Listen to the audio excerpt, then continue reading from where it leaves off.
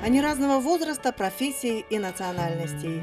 Они пекут хлеб и лечат больных, возглавляют государство и воспитывают детей, строят бизнес и возводят мосты. Они вершат суд и раскрашивают детские площадки, учатся и защищают. И неважно, где они живут, в селе или городе, и сколько у них детей и где работают. Они разные, но объединяет их одно – они строят мир. Они всегда рядом с нами.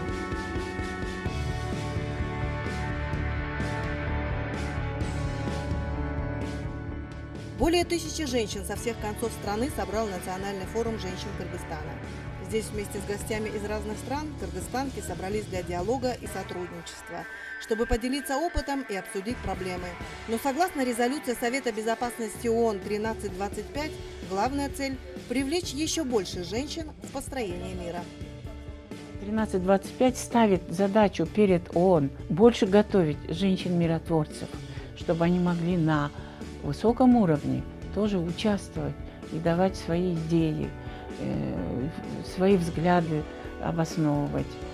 И поэтому я считаю, что роль женщин в миростроительстве и до конфликта, и во время конфликта, и постконфликтной ситуации очень велика.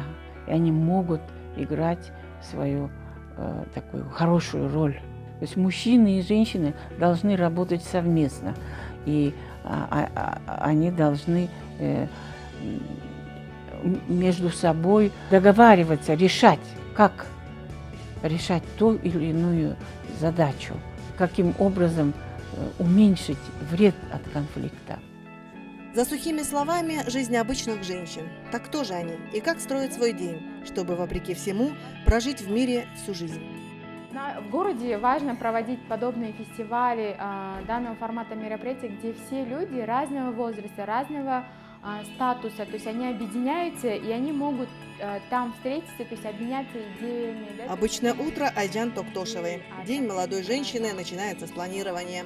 Айджан хоть и не называет себя миротворцем, но вот уже который год посвящает свою жизнь построению мира через развитие. В ее расписании и развитие городов, и развитие отношений.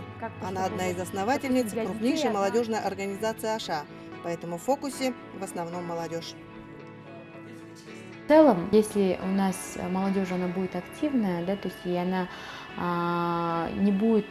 будет менее уязвимая, она не будет как бы вовлекаться в криминальные структуры, да, то есть и получается не будет инструментом, она будет знать, чего она хочет, и она будет такой образованной, да, то есть конкурентоспособной, то тогда в целом от этого и зависит и экономика, и благосостояние всего государства, и в том числе как бы нас самих, которые живут в этой стране и в этом сообществе. Вовлекать людей в миростроительство можно по-разному, считает Айджан. Для этого можно улучшить существующие площадки, построить новые, собрать вместе взрослых для конструктивного разговора. Целый проект предоставлял возможность сначала медийную, где на газетных полосах и в телесюжетах люди могли высказать и защитить свою позицию. И не просто уйти от конфликта, а решить его, найдя общий для всех интерес. На основании, то есть этих материалов, которые делали журналисты, то есть это были телевизионные сюжеты, это были аналитические статьи, и мы проводили обсуждение, дискуссию, куда приглашали конфликтующих сторон или как бы тем или не менее заинтересованных сторон по данному вопросу.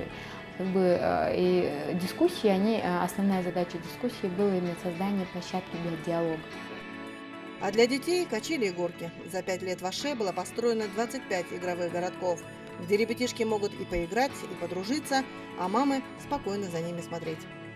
Ну и с рождения, наверное, тоже для женщины это имеет значение, потому что она мать. Она рожает ребенка.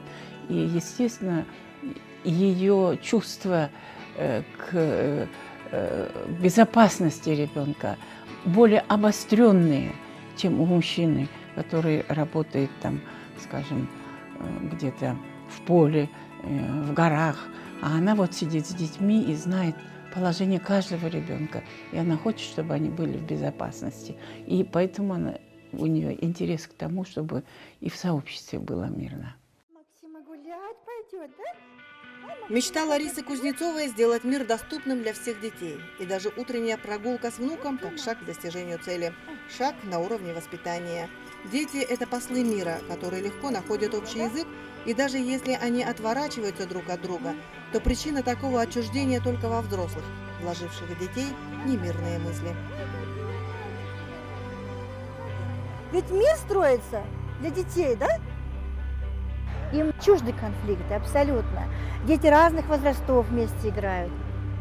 Поэтому я думаю, что, конечно, миростроительство должно начинаться в семье, вот с такого малыша, с детей, когда родители приучают ребенка дружить с другими детьми из других семей, вместе играть во дворе. Ну а чтобы играть, мы должны, взрослые, позаботиться об этом. Мы должны создать условия для детей, построить детские площадки, на которых это площадки мира, на которых как раз и будут рождаться те зачатки, те ростки мира. Лариса Владимировна не делит детей на своих и чужих, а день свой на рабочий и выходной. Максим, папа на работу пойдет, да? Максима, пока-пока. Оставив внука, директор общественного фонда Smile KG спешит в соседнее село. Там она и ее сотрудники проводят мирную операцию под кодовым названием «Корова».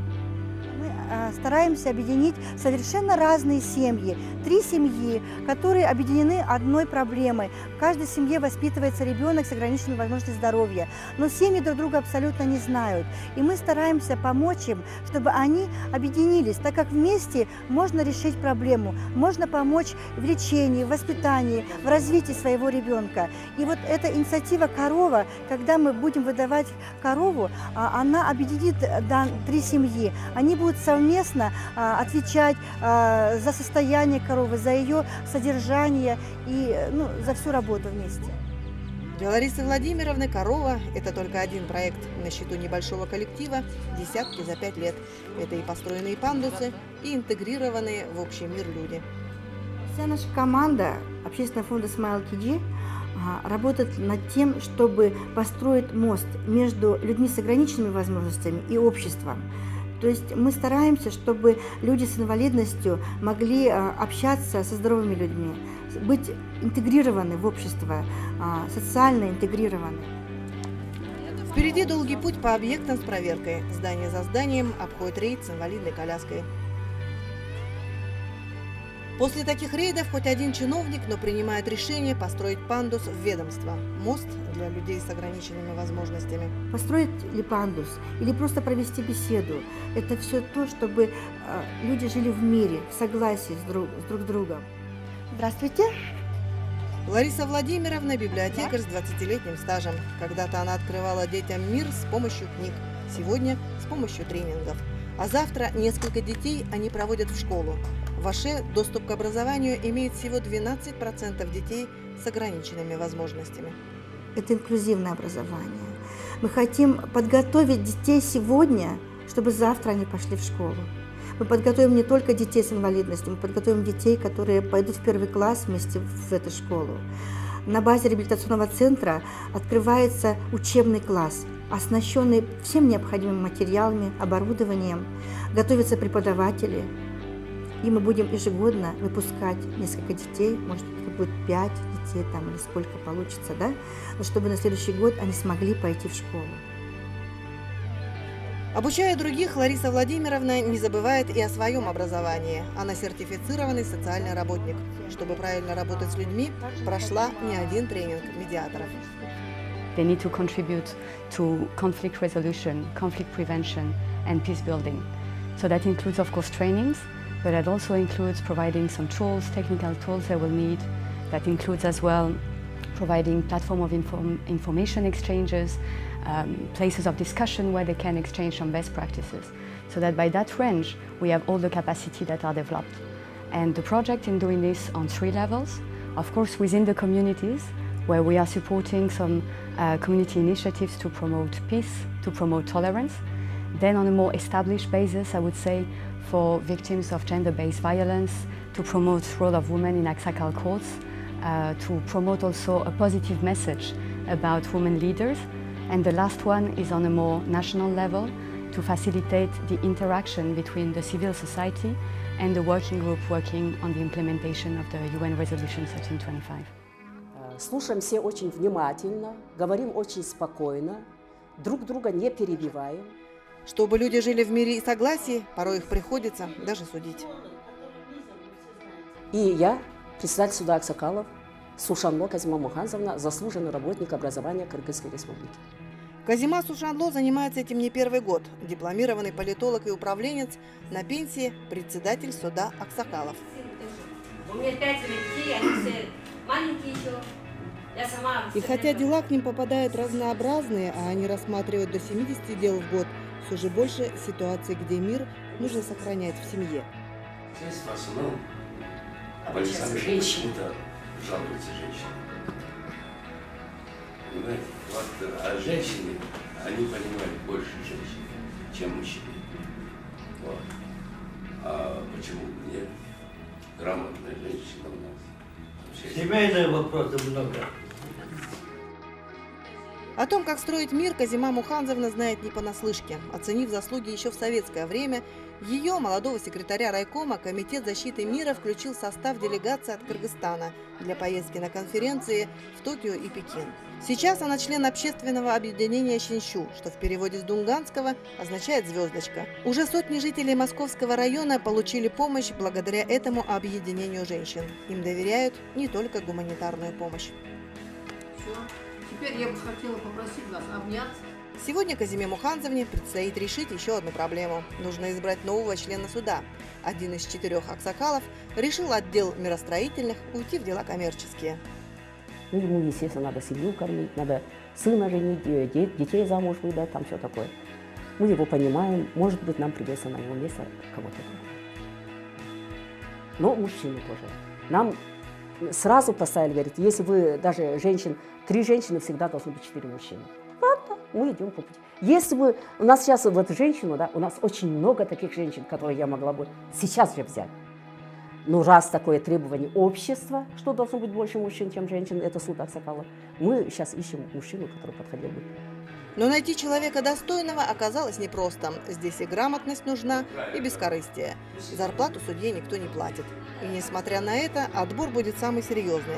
Хотя мужчинам в нашем обществе все же проще. Видите ли, раньше никто не чувствовал, что он мужчина, а руководитель женщина.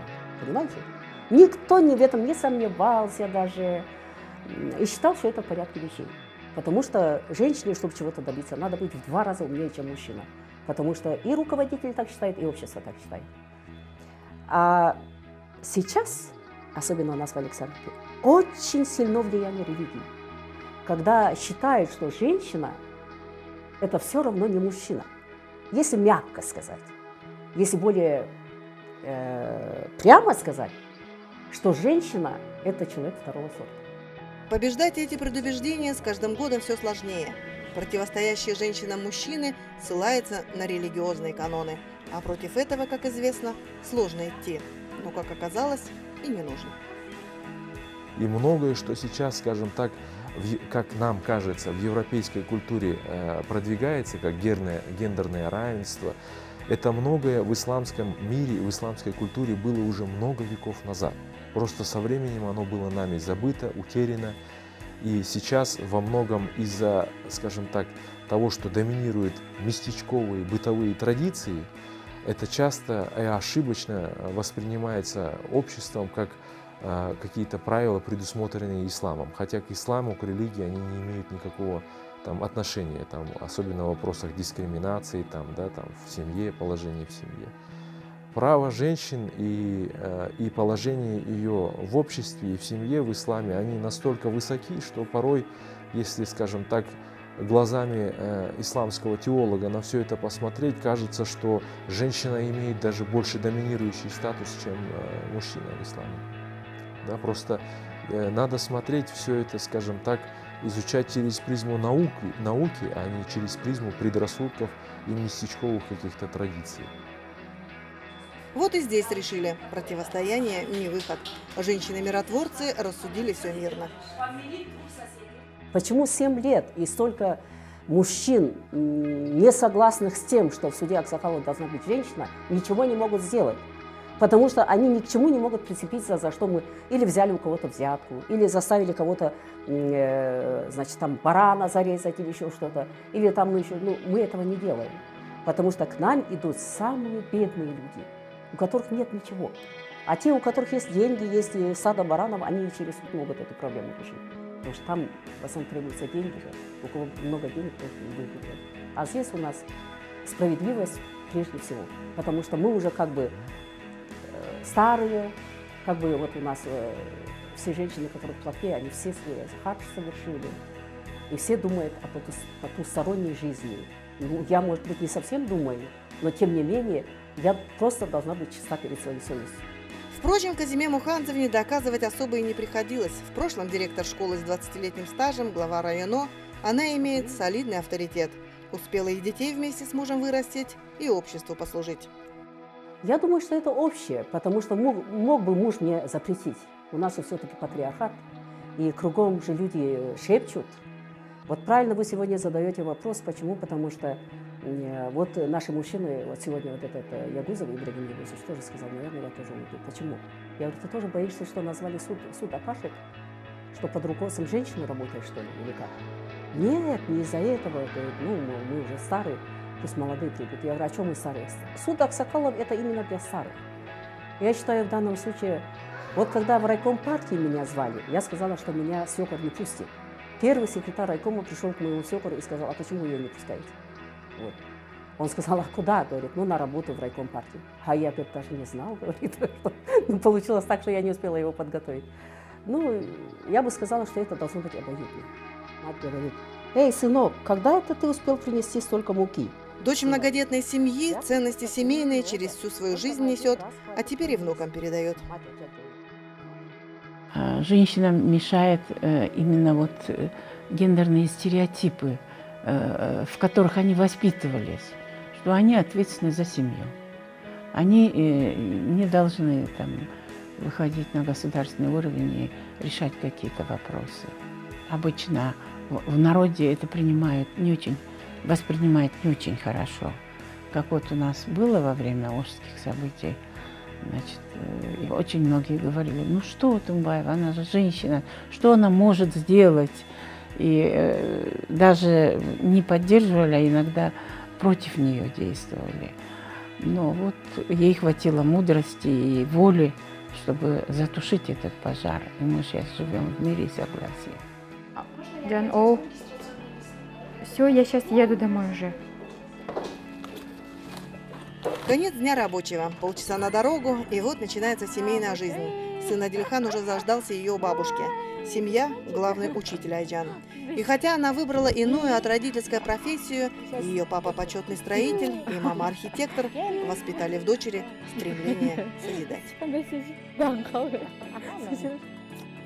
Вот есть такие люди, такая молодежь, которые про этот Кыргызстан вот всем сердцем болеют. Вот. У меня папа такой был. К сожалению, он нас покинул. Просто отец для нас был очень близким человеком, и в нашей семье он воспитывал именно те ценности, которые он для нас был другом, наставником. И у нас вот мама, папа всегда вот нас воспитывали, чтобы мы как бы ценили и любили родину по-настоящему, и очень ценили людей, каждого человека. Научить научили, а потом боялись. О том, что Айджан с подругами среди тех, кто развозит гуманитарную помощь, родные узнали только по телевизору. На этих молоденьких девушек и парней самых разных национальностей надеялась тогда вся страна. Көчөдө гуманитарный помощь таратып жүрдү да, Сероно бизге айтпай өзү неме кылып, мен эчтеке болбойт, апа страшный эмес деп, кийин угуп алып канчалык корктум мен. Лариса Владимировна вспоминает эти дни со слезами на глазах. Тогда она с дочерью и коллегами по фонду вместе с солдатами МЧС разгружали гуманитарный груз. Торопились. Нужно было успеть получить и развести переданную из Бишкека помощь до комендантского часа. После 6 вечера передвигаться было запрещено и страшно. Из газет это помощь беспризорным детям, был целый проект. Вот пострадавшая Амир Тимура. Я позвонила своим сотрудникам, и мы быстро организовали группу добровольцев из 28 человек. В группе были люди разной национальности. Кыргызы, узбеки, русские, корейцы, разной национальности. Но я пережила это, и я понимаю, что такое гражданственность. Я понимаю, что такое вот поведение человека в трудную минуту жизни, настоящую, не придуманную, не в кино, а в жизни. Эти дни давно позади. Их стараются не вспоминать, но помнить. Помнить для того, чтобы и дальше строить мир. Они мирят семьи, соседей, поколения, народы и даже страны. Я, например, не делю, да, то есть там деятельность там, миротворческая, эта деятельность такая и так далее. Да, то есть в целом я воспринимаю, что любой человек, он должен что-то хорошее созидать. И в каждом человеке, то есть видеть тоже только хорошее начало, да, то есть поэтому больше всего, когда там появляются в обществе какие-то негативы, да, то есть и поэтому как бы я этими, может быть, и занимаюсь, да, то есть вот стараюсь создать какие-то изменения, сделать изменения к лучшему, да, то есть изменить там жизнь или жизнь окружающих, или, может быть, свою жизнь, да, то есть жизнь своих близких к лучшему. И вот это стремление и желание, оно и я вижу это как и миротворчество. Эти миротворцы могут быть одновременно и любящими матерями, и деловыми женщинами, справедливыми судьями и заботливыми женами. Они не считают себя особенными, но они точно знают, что мир начинается с них, с их поступков и целей в жизни, от того, как они воспитают и применят полученное от старших поколений знания и опыт, зависит мир, который каждая из них чувствует по-своему. For me, peace is ensuring harmony. There is harmony at every level, and it can always be found. And too often, things drift off in unnecessary discussions, in unnecessary violence even, and that's very sad. Maintaining an harmony and finding a compromise between what everybody wants, listening to everybody's voices. От женщин зависит очень многое. От женщин зависит то, будут ли наши мужчины погибать на войне зачастую, или они будут работать мирным трудом, заняты мирным трудом. От этого, от женщин, от их расположения, от их воспитания детей зависит, будут ли наши сыновья живыми или будут погибать на поле боя. Я считаю так, что женщине надо быть просто доброй. Мир для меня – это солнечное небо над головой. Мир для меня – это когда в обществе, то есть невзирая на социальный статус, вне зависимости от того, что как бы этнического, то есть полового или другого происхождения, все люди имеют доступ ко всем возможностям, к благам. Мир для меня, где существует социальная справедливость в обществе, и мир это для меня, когда то есть просто на улицах вы слышите смех детей. И когда каждая семья, каждое сообщество, каждый народ, каждое государство живет в мире, это и процветание, это и развитие, это и счастье каждого человека.